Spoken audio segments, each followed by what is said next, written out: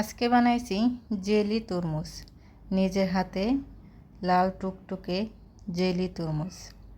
আমি কিভাবে এই জেলি তরমুজ বানালাম দেখতে হলে পুরো ভিডিওটি আমার সাথেই থাকেন।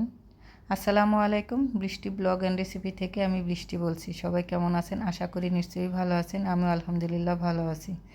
আমার এই ভিডিওটি যে যেখান থেকে দেখতেছেন কাছে ও দূরে তাদের অসংখ্য ধন্যবাদ। ভিডিও দেখার সময় একটা লাইক দিয়ে ভিডিও দেখবেন আর ফুল ওয়াচ করবেন। আমার ইউটিউব চ্যানেলটা সবাই সাবস্ক্রাইব করবেন। আমার রেসিপিগুলো যদি কোনো অংশ ভালো লাগে প্লিজ লাইক দিবেন। সাবস্ক্রাইব তো করবেনই, আর ফেসবুক পেজ থেকে যারা দেখতেছেন প্লিজ আমার ফেসবুক পেজটা সবাই ফলো দিবেন। তো আজকে জেলি তরমুজ বানাবো। এর জন্য হাফ তরমুজ নিয়েছি। কালকে একটা তরমুজ আনা হয়েছিল, অর্ধেকটা কাটা হয়েছিল আর অর্ধেকটা রয়ে গেছিলো। সেই অর্ধেকটা দিয়েই আমি আজকে জেলি তরমুজ বানাবো। এর জন্য তরমুজটা আমি মাঝখান দিয়ে কেটে নিয়েছি আর ভিতরের তরমুজগুলো আমি বের করে নিচ্ছি চামচ দিয়ে। তো দেখতেই পাচ্ছেন আমি সুন্দর করে ঘুরে ঘুরে তরমুজগুলো বের করে নিচ্ছি। আর ভেতরটা খুব সুন্দর একটা বাটির মতন করে নিয়েছি। দেখেন, মনে হচ্ছে না একটা পুরো একটা বাটি। তো এই যে তরমুজগুলো কেউ এখন আপনারা চাইলে ব্লেন্ড করতে পারেন, আবার হাত দিয়ে চটকা নিলেও পারেন। হাত দিয়ে চটকাইলে কিন্তু তরমুজের জুসটা বের হয়ে যায়। ব্লেন্ডার করলেও হয়, কিন্তু আমি হাত দিয়েই চটকাই জুসটা বের করে নিলাম। দেখেন অনেকটাই জুস হয়ে গেছে। তো এই জুসটা আমি এখন জাল দিয়ে দিলাম চিনিটা যা স্বাদ মতন। আর তরমুজটা এমনিতেই খুব মিষ্টি, এর জন্য বেশি একটা চিনি দিইনি। আপনারা চাইলে চিনিটা আরেকটু বাড়িয়ে দিতে পারেন। আর এখানে আমি 2 চামচ আগার আগার পাউডার গুলায় নিলাম। আর এইদিকে বলক এসে গেছে। এখন আমি আগার আগার পাউডারটা গোলানো পানিটা আমি আর কি দিয়ে দিলাম।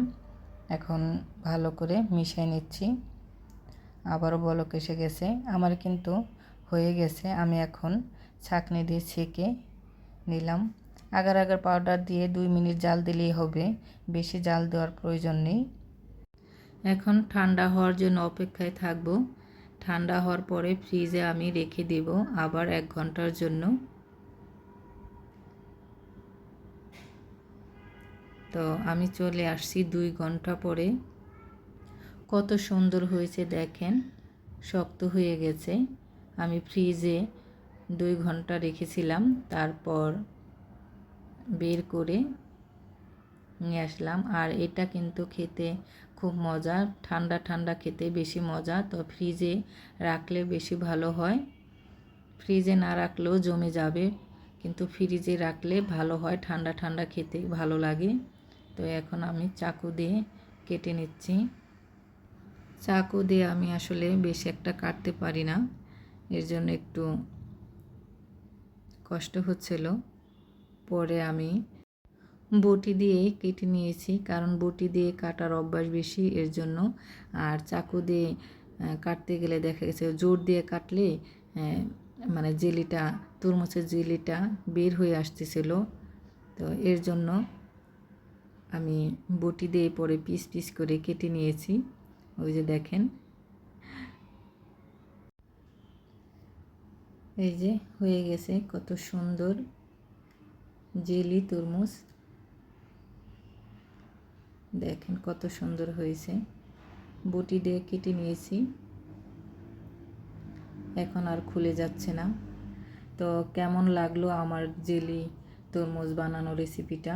যদি ভালো লাগে অবশ্যই লাইক কমেন্ট করবেন, শেয়ার করবেন, ইউটিউব চ্যানেলটা সাবস্ক্রাইব করবেন। আর ফেসবুক পেজটা যারা দেখতেছেন প্লিজ আমার ফেসবুক পেজটা সবাই ফলো দেবেন। হয়ে গেল জেলি তরমুজ। ইফতারের সময় খেতে কিন্তু খুব ভালো লাগবে, ঠান্ডা ঠান্ডা ফ্রিজে রেখে দিব আর ইফতারের সময় বের করব, খেতে খুবই ভালো লাগে। আপনারা চাইলে এইভাবে বানিয়ে খেয়ে দেখতে পারেন। তো সবাই ভালো থাকবেন, সুস্থ থাকবেন। দেখা হবে নতুন আর একটা ভিডিওতে। আল্লাহ হাফেজ।